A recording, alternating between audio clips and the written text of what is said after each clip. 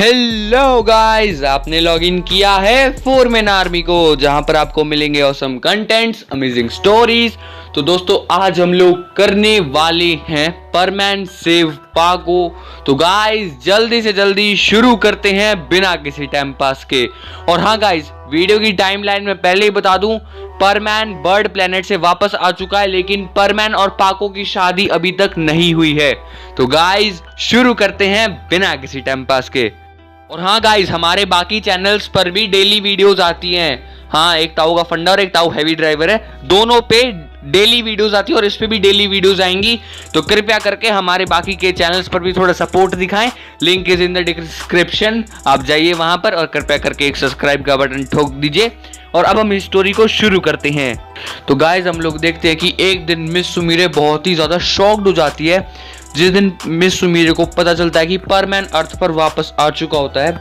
तभी परमैन बोलता है कि वहां पर मुझे कुछ खास मजा नहीं आया, लेकिन फाइनली मैं बर्डमैन बन गया पाको। तो ये बात सुनकर पायान, बूवी, पाको सब बहुत ज्यादा खुश होते हैं और मीची को भी काफी ज्यादा खुश होती है कि परमैन वापस आ गया बर्ड प्लेनेट से। तभी हम लोग देखते हैं कि मीची को परमैन को इम्प्रेस करने की कोशिश करती है और मिस सुमीरे यानी पाको भी सेम कोशिश करती है। और हाँ गाइस, मैं ताऊ की आवाज अभी नहीं निकाल सकता क्योंकि परेशान हो चुका हूँ यार, लिटरली बता रहा हूँ। रिकॉर्डिंग में इतनी बार रीटेक्स लिए मैंने और इसी वजह से आज मेरा ताऊ की आवाज निकालने का कोई मन नहीं है। और बेटे हमको याद किया, अबे यार इसे किसने खुला छोड़ दिया? और बेटे ये दरवाजा खुला था तो मैं आ गया। अबे मोनू कितनी बार बोलूं कि दरवाजा बंद रखा कर, कुत्ते बिल्ली अंदर घुस जाते हैं। और बेटे तू हमको कुत्ता बोल रहा है? नहीं, ताऊ तो कुत्ते का भी बाप है। क्या? हम जा रहा है, हमारी कोई इज्जत नहीं है यहाँ पे। चलो फाइनली गया, मैं इसकी आवाज और नहीं निकालना चाहता था। तो स्टोरी पर वापस आते हैं। तो उसके बाद हम लोग देखते हैं कि मीची को एक दिन मतलब कि परमैन के लिए एक स्वेटर खरीदती है, क्योंकि सर्दियों का मौसम आने वाला था। और वो एक दुकान से बहुत ही अच्छी स्वेटर परमैन को देती है। और परमैन जैसे ही उस स्वेटर को लेता है, परमैन काफी ज्यादा खुश होता है क्योंकि वो स्वेटर बहुत ही ज्यादा गर्म थी। और परमैन बोलता है कि थैंक यू मिची को, ये बहुत ही ज्यादा गर्म है और मुझे काफी ज्यादा कंफर्टेबल फील कराएगी। और दूसरी तरफ हम लोग देखते हैं कि मिस सुमीरे, जो कि परमैन के लिए दिन रात बैठकर एक स्वेटर सिलती है, वो देखने में उतनी बढ़िया नहीं थी, लेकिन मिस सुमीरे ने वो बहुत ही प्यार से बनाई थी परमैन के लिए। तभी हम लोग देखते हैं कि पाको यानी कि मिस सुमीरे परमैन को जैसे ही वो स्वेटर देती है, परमैन बोलता है कि ये कैसी अजीब सी स्वेटर है पाको, ये तुमने कहाँ से खरीदी? ये तो बिल्कुल ही अजीब है, कोई स्टाइल नहीं है, मेरे को लगता है कि ये मेरे को ठंड में मार देगी, ये गर्म नहीं हो सकती है। वैसे कौन सी बेकार दुकान से तुमने ये स्वेटर खरीदी है? जिसकी वजह से पाको थोड़ा सा गुस्सा हो जाती है और बोलती है कि इसे मैंने खुद बनाया बेवकूफ। और उसके बाद पाको वहां से गुस्से में चली जाती है, क्योंकि पाको ने पूरी रात जागकर परमैन के लिए वो स्वेटर बनाई थी, लेकिन परमैन ने एक झटके में पाको की मेहनत पर पानी फेर दिया। उसके बाद पाको बोलती है कि इसे कोई काम नहीं है, ये सिर्फ मेरे में कमियां निकालता रहता है। इसे पता था ये स्वेटर मैंने बनाई है, फिर भी लोगों के सामने बोलने के लिए ये इतना गिर गया। मुझे परमैन से ये उम्मीद नहीं थी। उसके बाद हम लोग देखते हैं कि पाको वहां से गुस्से में चली जाती है। तभी परमैन बोलता है कि मैंने क्या कर दिया, इसका तो काम ही है गुस्सा होना। तो परमैन भी वहां से चला जाता है। उसे पाको की रियल वैल्यू अभी तक पता नहीं थी कि पाको ने उसे बड़े प्यार से बनाया था। तभी परमैन बोलता है कि चलो अब इसने दे ही दिया तो रख ही लेता हूँ। उसके बाद हम लोग देखते हैं कि कुछ दिनों के बाद जो मीचिको ने स्वेटर दिया था ना परमैन को, वो बिल्कुल फट जाता है और उसमें परमैन को काफी ज्यादा ठंड लगने लगती है। तभी परमैन बोलता है कि ये स्वेटर तो बिल्कुल बेकार हो चुका है, ये तो ठंड को रोक भी नहीं रहा है। तभी उसे साइड में पाको की स्वेटर दिखती है। तभी वो बोलता है कि शायद ये मेरी ठंड को रोक दे। उसके बाद वो पाको की हाथ की बनाई हुई स्वेटर पहनता है और जैसे ही वो उस स्वेटर को पहनता है, वो बोलता है कि मुझे अब काफी ज्यादा कंफर्टेबल फील हो रहा है।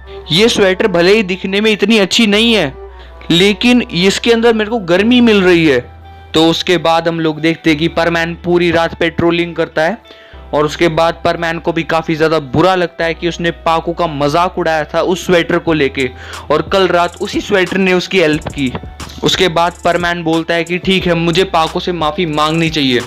तो उसके बाद परमैन पाको से माफी मांगने जाता है। तभी मिस सुमीरे बोलती है कि मैं तुम्हें माफ नहीं कर सकती, चले जाओ परमैन यहाँ से। मिस सुमीरे परमैन को थोड़ा बुली करने के लिए करते हैं। तो उसके बाद परमैन बोलता है कि ठीक है। उसके बाद परमैन पाको की दी हुई स्वेटर उतारता है और उस स्वेटर को पाको के सामने जमीन पर फेंक देता है और बोलता है कि रखो अपनी स्वेटर, मेरे को नहीं चाहिए। और पाको सोचते हुए बोलती है कि कितना अजीब है ये इंसान। उसके बाद परमैन वहां से गुस्से में चला जाता है और बोलता है कि इस लड़की को कोई काम धंधा नहीं है। तो उसके बाद हम लोग देखते हैं कि काफ़ी ज़्यादा ठंड हो जाती है और परमैन हवा में ऐसे ही उड़ता रहता है और बिना स्वेटर के परमैन को काफ़ी ज़्यादा ठंड लग जाती है और परमैन बोलता है कि लगता है मुझे ठंड लग गई है, मेरे पास तो कोई स्वेटर भी नहीं है। और एक दिन पाको अपनी बालकनी में खड़ी थी और बहुत तेज़ हवा चल रही थी। तभी पाको हवा में देखती है कि परमैन इतनी ठंड में भी पेट्रोलिंग कर रहा है। तो भाई साहब जैसे ही पाको ये सब देखती है, पाको का दिल पिघल जाता है। वो बोलती है कि मैंने इसे गलत समझ लिया था। तो उसके बाद मिस सुमीरे परमैन को अपने घर के अंदर बुलाती है और परमैन जैसे ही अंदर आके बोलता है कि थैंक यू पाको, अगर तुम नहीं होते तो फिलहाल अभी मेरी कुल्फी जम जाती। और परमैन थोड़ी देर अपने हाथ हीटर से सेकते हुए बोलता है कि फाइनली अब मैं ड्यूटी पर वापस जा सकता हूँ, थैंक यू पाको। तभी पाको उससे सॉरी बोलना चाहती है, लेकिन परमैन को रोकने के लिए पाको बोलती है क्या तुम कुछ खाओगे परमैन। तभी परमैन बोलता है कि हाँ मुझे भूख तो लगी है। तभी पाको बहुत ही अच्छा खाना ऑर्डर करती है और गर्मा गर्म खाना होता है। तभी पाको बोलती है कि खाओ परमैन। तभी परमैन बोलता है कि थैंक यू पाको। उसके बाद वो बहुत ही मज़े से उस खाने को खाता है और बोलता है कि काफ़ी ज़्यादा टेस्टी है ये खाना। उसके बाद हम लोग देखते हैं कि जैसे ही परमैन खाना ख़त्म करता है ना, पाको उसे सॉरी बोलती है कि मुझे माफ़ कर दो परमैन। तभी परमैन बोलता है कि अच्छा तो तुमने मुझे खाना इसीलिए खिलाया था। तभी पाको हंसते हुए बोलती कि हाँ। तभी परमैन बोलता है कि अच्छा ठीक है मैं माफ़ करता हूँ, पर आगे से ऐसा कुछ मत करना। तभी पाको बोलती है कि तुम मिचिको के साथ घूमते हो ये मुझे अच्छा नहीं लगता। पाको डायरेक्टली परमैन के मुंह पे बोल देती है, जिसकी वजह से परमैन बोलता है कि अब तुम डिसाइड नहीं करोगी कि मैं किससे मिलूंगा और किससे नहीं। तभी पाको बोलती है मैं डिसाइड कर सकती हूँ। तभी परमैन बोलता है कि तुम नहीं कर सकती। और इतने गुस्से में परमैन पाको के घर से चला जाता और बोलता है कि मेरी मर्जी, मेरे रूल्स, मैं किसी से मिलूं किससे ना मिलूं ये मेरी मर्जी है, पाको की मर्जी नहीं है। और वो बोलता है कि पाको को और कुछ काम धंधा है नहीं, इतने सालों में पता नहीं उसने कितने दोस्त बनाए होंगे, लेकिन मैंने कुछ कहा लेकिन फिर भी मेरे पीछे पड़ी हुई है। और परमैन ऐसा सोचते हुए मतलब पेट्रोलिंग कर रहा होता है। तभी पाको उसे देखती रहती है खिड़की से और बोलती है कि परमैन मैंने तुम्हारे अलावा आज तक अपना एक दोस्त नहीं बनाया। पाको की आंखों से आंसू आने लगते बोलते हैं कि तुम्हें मेरा प्यार दिखाई क्यों नहीं देता परमैन, मैं तुमसे कितना ज़्यादा प्यार करती हूँ। मतलब लिटरली पाको कांच के बाहर देख रही होती है, परमैन पेट्रोलिंग कर रहा होता है और पाको की आंखों से आंसू आ रहे होते हैं और बोलती है कि मैंने 10 साल तक तुम्हारा इंतज़ार किया, फिर भी तुम मुझे इतना रूडली ट्रीट करते हो परमैन। आखिर तुम्हें समझ क्यों नहीं आता कि मैं तुमसे प्यार करती हूँ। तो पाको लगभग काफ़ी देर तक रोती है और फिर शांत होकर बोलती है कि जब इसे मेरी परवाह नहीं है तो मैं इसका ख्याल क्यों रखूँ। तो अगले दिन से हम लोग देखते हैं कि पाको परमैन के ऊपर ध्यान देना बिल्कुल बंद कर देती है। मतलब परमैन अपने रास्ते, पाको अपने रास्ते। कुछ दिनों के बाद परमैन पाको के घर जाकर बोलता है कि पाको क्या तुम घर पर हो पाको, मैं तुमसे मिलने आया हूँ। तभी पाको अपनी मैनेजर से बोल देती है कि उसे बोल दो घर पे कोई पाको वाको नहीं है और अगर है भी तो वो तुमसे मिलना नहीं चाहती है। तो उसकी मैनेजर बाहर जाके परमैन पे गुस्सा हो जाती है और बोलती है कि यहाँ पर कोई पाको नहीं रहती है। तभी परमैन बोलता है कि नहीं मुझे मिस सुमीरे से मिलना है। तभी उनकी मैनेजर बोलती है कि उन्होंने आपसे मिलने के लिए मना किया है, अब वो आपसे नहीं मिलना चाहती। तभी परमैन सोचता है कि आखिर पाको की दिक्कत क्या है। तो उसकी मैनेजर उसे गुस्से में बहुत कुछ कह देती है परमैन को, बोलती है कि तुम जैसे लड़कों को अपने करियर पे फोकस करना चाहिए, तुम यहाँ पे ऐसे आवारागर्दी करते फिरते रहते हो, अब तुम यहाँ से जा रहे हो या मैं पुलिस को बुलाऊं। तो उसके बाद परमैन बोलता है कि ठीक है मैं जा रहा हूँ। तो उसके बाद परमैन वहाँ से जाने लगता है और पाको उसे खिड़की में से देखती है और वो देखती है कि परमैन काफ़ी ज़्यादा उदास है। अब काफ़ी दिन हो चुके थे, परमैन पाको को दिखाई नहीं देता था। पाको सोचती है कि आखिर ये परमैन गया कहाँ पर। तो उसके बाद हम लोग देखते हैं कि एक दिन पाको अपना शूट ख़त्म करके अपने घर पर वापस आ रही थी रात को पैदल। तभी कुछ लड़के पाको को देखकर बोलते कि अरे ये तो वही फेमस स्टार है ना, होशिनो सुमीरे। तभी कुछ लड़के बोलते कि हाँ ये तो वही है, चलो। तो उसके बाद वो लड़के मिस सुमीरे का रास्ता रोक लेते और बोलते कि अबे कहाँ चली। तो उसके बाद मिस सुमीरे बोलते कि मुझे जाने दो यहाँ से। तभी वो लड़के बोलते कि नहीं नहीं, हम आपको ऐसे तो जाने नहीं देंगे। वो लगभग 10 लड़के थे, जी हाँ 10 लड़के थे सड़क पर। उनमें से एक बोलता है कि अरे वाह आज तो लॉटरी लग गई। तो हम लोग देखते हैं कि मिस सुमीरे अपोजिट डायरेक्शन में भागने लगती है और वो 10 लड़के भी मिस सुमीरे के पीछे पीछे भाग रहे होते हैं। और तभी मिस सुमीरे चिल्लाने लगती है, मुझे बचाओ, कोई तो आ जाओ। तो उसके बाद हम लोग देखते हैं कि मिस सुमीरे का पैर एक पत्थर पर पड़ता है, जिसकी वजह से मिस सुमीरे नीचे गिर जाती है और बोलती है कि मुझे बहुत ज़्यादा दर्द हो रहा है। तभी उनमें से एक लड़का आके बोलता है कि भाइयों आज तो लॉटरी लग गई, होशिनो सुमीरे आज हमारे साथ है।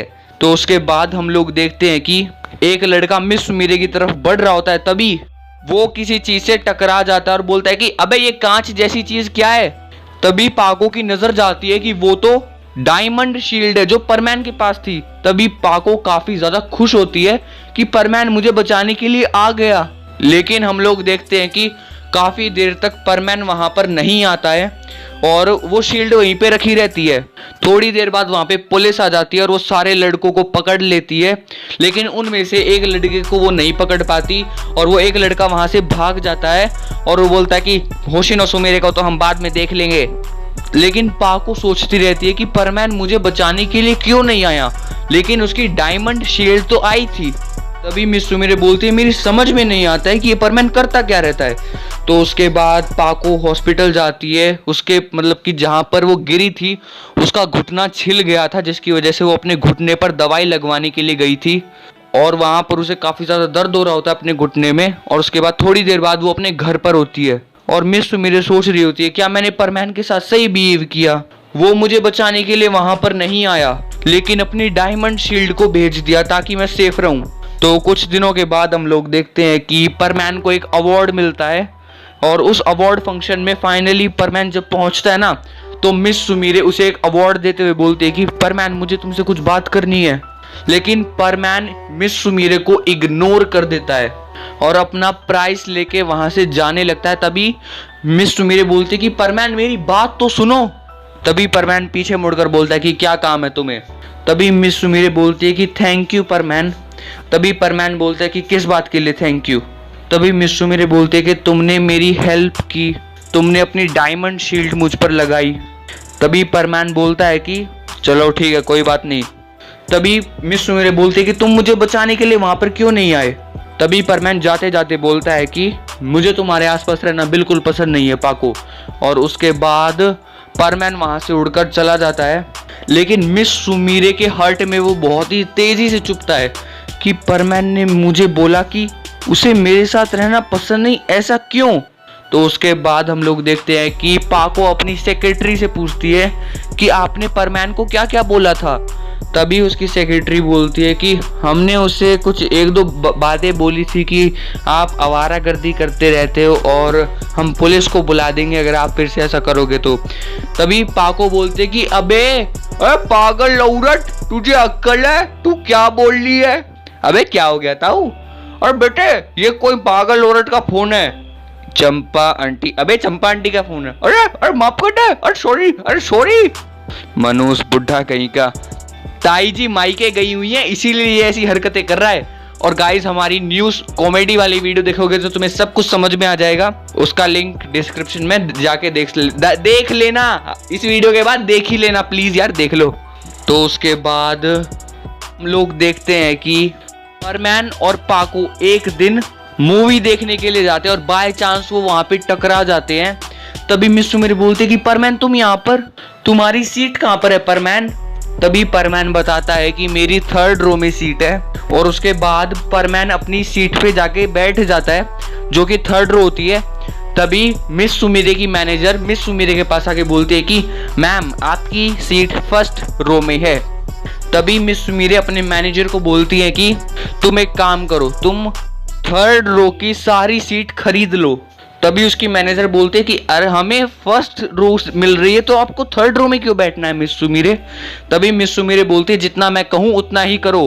तभी उसकी मैनेजर बोलती है कि ठीक है मैं वैसा ही करूँगी जैसा आप बोलोगे।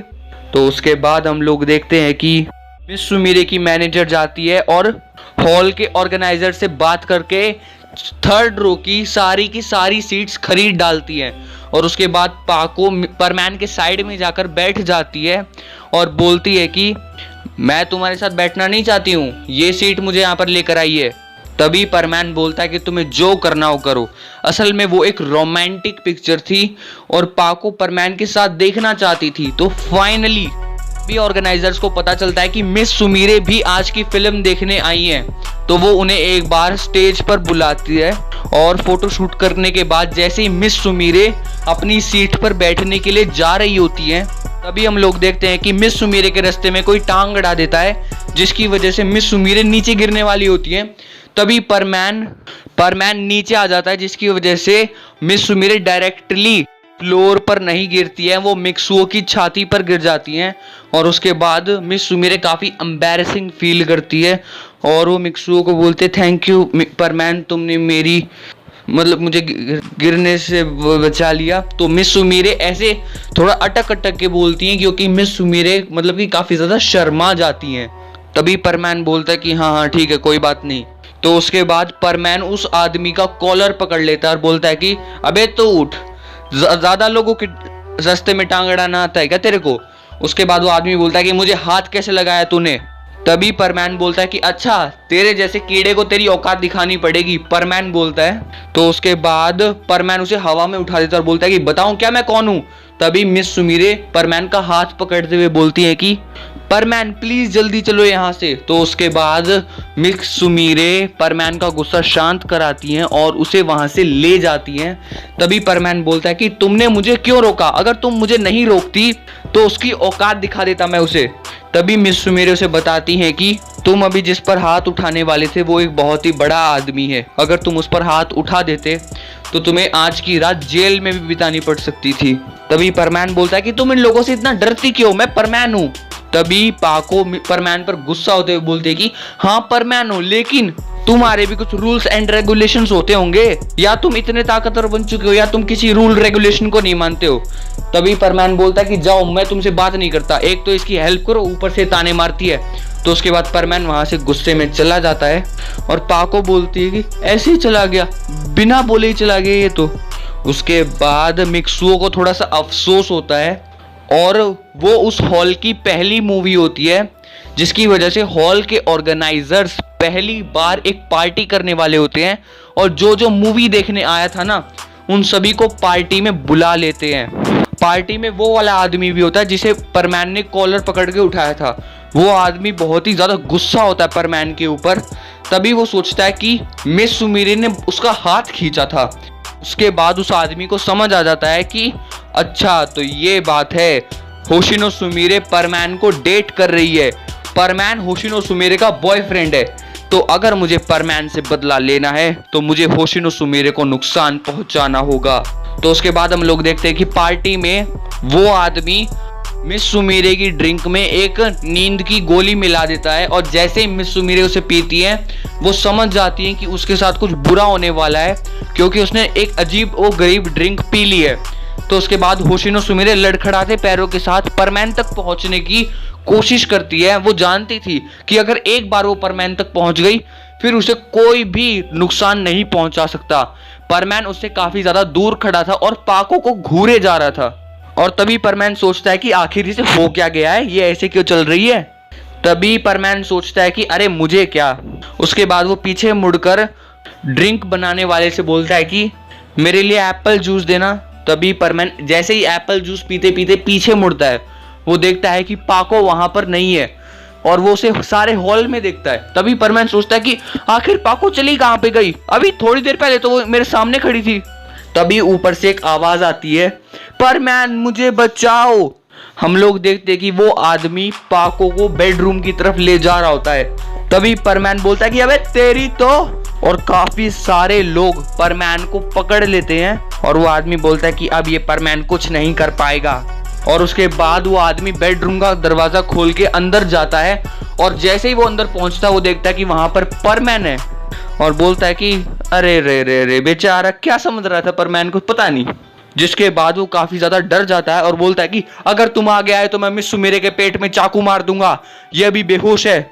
उसके बाद परमैन खड़े होके बोलता है कि अगर तूने इसे चाकू मार दिया तो तू बच पाएगा क्या, ये बता मेरे को। जिसके बाद उस आदमी की फटके चौसठ हो जाती है। वो बोलते कि देखो मेरे आगे मत बढ़ना वरना मैं इसके सर में चाकू मार दूंगा। लेकिन इस बार परमैन थोड़ा सा डर गया था। वो बोलता है कि तुम ऐसा कुछ भी नहीं करोगे। तो उसके बाद वो आदमी बोलता है कि सबसे पहले मुझे ये बताओ कि तुम इतनी जल्दी मेरे से पहले इस कमरे में कैसे पहुंचे और मेरे आदमियों का क्या हुआ। उसके बाद हम लोग देखते हैं कि वो आदमी जैसे ही देखता है ना नीचे झुक के कि उसके सारे के सारे आदमी बेहोश पड़े हुए हैं। तभी परमैन पीछे से आता और बोलता है कि ज्यादा बोल रहे थे तो पेल दिए। और अगर उसके बाद परमैन उस आदमी के कंधे पे हाथ रख के बोलता है कि अब अगर तू चुपचाप यहाँ से चला जाएगा तो मैं तेरे को कुछ नहीं कहूंगा, लेकिन अगर तू यहाँ पे बकवास पेलेगा तो इधर ही पेल दूंगा। तो उसके बाद वो आदमी गुस्से में पलटता बोलता है कि परमैन तेरी। और उसके बाद परमैन उसका गला पकड़ लेता और बोलता है कि देख उस टाइम पर तेरे को बचाने के लिए होशिनो सुमिरे थी, लेकिन इस वक्त तो ये भी बेहोश है। तो अगर मैं अब तेरा सर भी धड़ से अलग कर दूंगा ये मेरे को कुछ नहीं बोलेगी बाद में, समझ गया। उसके बाद उस आदमी की फटके चौसठ हो जाती है। वो बोलता है कि देखो मेरे पास बहुत पैसे हैं, तुम होशिनो सुमिरे को मुझे बेच दो, मैं तुम्हें काफी सारे पैसे दे सकता हूँ। तभी परमैन बोलता है कि अच्छा कितने पैसे दोगे। तभी वो आदमी बोलता है कि पूरे 100 करोड़ दूंगा। तभी परमैन बोलता है अच्छा 100 करोड़। उसके बाद परमैन उसे गुस्से से देखते हुए बोलता है कि अगर तू मुझे 1000 करोड़ डॉलर भी देता तो भी मैं तेरा ऑफर रिजेक्ट कर देता बे। उसके बाद परमैन उसकी पेट पे लात मारता है और वो ऊपर से उसकी होल्डिंग तोड़ता हुआ नीचे गिरता और बोलता है कि अरे यार ये परमैन इतना पावरफुल कैसे है। तभी परमैन बोलता है पाको होश में आओ, तुम ठीक तो ना। तभी पाको होश में नहीं आती है और परमैन बोलता है कि अरे मुझे लगता है कि अब मुझे इसे बचाना पड़ेगा। तो हम लोग देखते हैं कि वो आदमी सभी से बोलता है कि जो भी इसको मारेगा मैं उसे बहुत सारा पैसा दूंगा। तो उसके बाद सभी लोग जितने भी लोग पार्टी कर रहे थे या जितने भी लोग वहां पर काम करते थे वो ऊपर जाने लगते हैं परमैन को मारने के लिए। तभी हम लोग देखते हैं कि परमैन पाको के ऊपर डायमंड शील्ड लगा देता है ताकि कोई भी पाको को नुकसान ना पहुंचा सके। और परमैन बोलता है कि अब आ जाओ कुत्तों, तुम लोगों को मैं बताता हूं। उसके बाद हम लोग देखते हैं कि हमारी साउथ मूवीज की तरह परमैन एक के पेट पे मुक्का मारता है, सभी लोग पीछे जाके गिर जाते हैं। असल में परमैन के पास उतनी पावर थी, मुझे नहीं पता साउथ मूवीज में क्या होता है, लेकिन परमैन के पास इतनी पावर थी। उसके बाद वो उन सभी लोगों को घुमा घुमा के फेंकता है। वहां पर कुछ अच्छे लोग भी थे जो उन बुरे लोगों को पीछे हटाने का काम भी कर रहे थे। उसके बाद परमैन उन सभी को उठा उठा के पटक देता है। उसके बाद वो उस आदमी के पास पहुंचता और बोलता है कि अब आजा, तेरे को क्या लगता था कि नहीं लौटेंगे? गलत, जब तक तोड़ेंगे नहीं तब तक छोड़ेंगे नहीं। तो उसके बाद हम लोग देखते हैं कि परमैन उसके कोट का कॉलर पकड़ लेता है और उसके मुंह पे मारता है, जिसकी वजह से उसका एक तरफ का चेहरा पूरी तरीके से लाल हो चुका होता है। और जिन्हें नहीं पता मुंह क्या होता है, चेहरा, उसके चेहरे पर इतने थप्पड़ मारता है परमैन की उंगलियां उसके चेहरे पर छप जाती हैं। जिसके बाद वो आदमी परमैन के आगे हाथ जोड़ लेता है और बोलता है कि मुझे माफ कर दो। उसके बाद हम लोग देखते हैं कि परमैन उस आदमी का गला पकड़ता है और उसे पुलिस स्टेशन में फेंक देता है और बोलता है कि इसने मिस सुमेरे के साथ जबरदस्ती करने की कोशिश की है और इसने उनकी ड्रिंक में कुछ अजीबोगरीब पदार्थ मिलाया था। परमैन उस पार्टी हॉल की सीसीटीवी फुटेज भी लेके जाता है जिसमें हम साफ देख सकते हैं कि वो आदमी मिस सुमेरे की ड्रिंक में कुछ ना कुछ तो मिला रहा था। जिसके बाद पुलिस उसे पकड़ लेती है और बोलती है कि थैंक यू परमैन, आप जैसे अच्छे लोगों की वजह से ही हम इन जैसे पूंजीपतियों का भांडा फोड़ पाएंगे।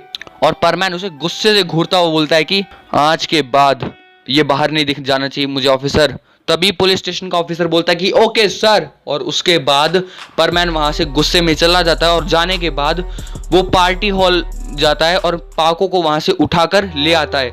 क्योंकि परमैन ने पाको के ऊपर डायमंड शील्ड लगाई थी तो किसी की भी औकात नहीं हुई कि वो पाको को हाथ भी लगा सके। तभी जिन लोगों को परमैन मारता है ना उन लोगों की भी हालत काफी ज्यादा सीरियस हो जाती है। और उसके बाद परमैन के खिलाफ काफी सारा हेट स्प्रेड होने लगता है। लेकिन कुछ लोग परमैन की वाहवाही भी करते हैं कि मिस सुमेरे को बचाया है परमैन ने। तभी हम लोग देखते हैं कि कुछ दिनों के बाद पाको को होश आता है और बोलता है कि मेरे साथ क्या हुआ था मुझे कुछ पता नहीं है। तो उसके बाद मिस सुमीरे मजाक मजाक में बोलते हैं कि अगर मुझे कुछ भी हो जाता ना तो परमैन तो वहां से भाग ही जाता। तभी पाको कुछ दिन पुराना न्यूज़पेपर देखती है कि परमैन ने कैसे मिस सुमीरे की लाइफ बचाई। तो भाई साहब जैसे ही मिस सुमीरे वो पढ़ती है, मिस सुमीरे की आंखें गीली हो जाती हैं और वो परमैन को एक टाइट हक करते हुए बोलती है कि मुझे माफ कर दो ना परमैन, तुमने मेरी जान बचाई और मैं तुम्हें ही गलत समझ रही थी। तभी परमैन बोलता है कि कोई बात नहीं पाको, I am always with you. तभी पाको उस न्यूज को पढ़ ही रही होती है, तभी वो देखती है कि परमैन ने पूरे 100 लोगों को मारा है, मतलब जान से नहीं मारा है, हाथ पैर ही तोड़े हैं बस। उसके बाद पाको उसकी तरफ हैरानी से देखते हुए बोलती है कि तुमने 100-200 लोगों को एक साथ पेल दिया। तभी परमैन उसकी तरफ हंसते हुए बोलता है कि हाँ मैं परमैन नहीं बर्डमैन हूँ, मैं बर्डमैन हूँ अभी, ठीक है।